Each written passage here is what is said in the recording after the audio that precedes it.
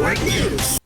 Umani ng samut-saring reaksyon mula sa mga taga-suporta ni Naga City Mayor Leni Robredo ang isang video na nagpapakita sa alkalde na nakasakay ng bus patungong Maynila nang walang kasamang security escort. Matatandaan, lumabas sa social media ang isang larawan na nagpapakita kay Robredo na nakasakay sa bus. Kasunod dito, kumalat din ang isang patutsada sa kanya na nagsasabing wala daw kilalang politiko ang sasakay ng PUV nang walang kasamang bodyguard. Matapos na ibahagi ni Robredo ang isang video na kuha ng isang SK chairman, madami pa rin ang nagkomento. Laman ang paghanga sa kanya bilang isang simpleng tao, di kailangan ng bodyguard at dapat daw tularan ng ibang opisyal ng pamahalaan maliban pa sa mga pagpuri. Laman na din ng mga reaksyon ang bashing para kay dating Malacanang spokesman Harry Roque na nagpatutsada din sa social media laban kay Robredo, nagsabing maniniwala sana siya kung netizens o ordinaryong pasahero ang kumuha ng larawan. Samantala naman, ibinahagi din ni Robredo online ang isang video na kuha ng isang SK chairman, nagpapakita sa kanya na may binabasang papel habang nakaupo sa loob ng sinakyang bus. Ayon naman kay Robredo, ang binahagi niyang video ay kuha ni SK chairman Marlon Casilaw